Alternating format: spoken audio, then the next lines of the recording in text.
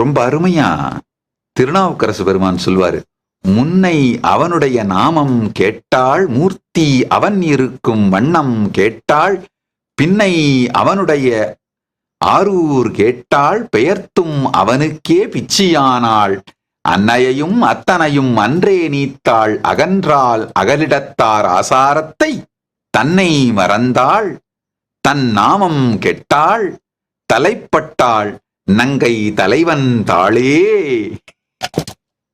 அதாவது எனக்கு பரம்பொருள் எப்படி அனுபூதியானார்னா பரமசிவ பரம்பொருளாக அனுபூதி அளித்தார். அதனால அவருடைய அலங்காரங்களைத்தான் நான் தாங்குறேம்மா.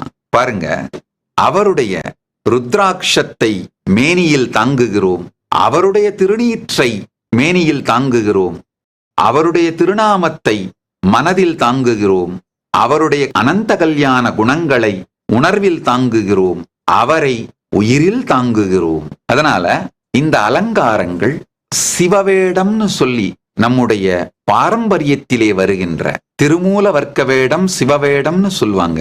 சிவத்தில் தன்னை கரைத்து சிவமாகவே வாழ்ந்து சிவவேடம் தாங்குதல்.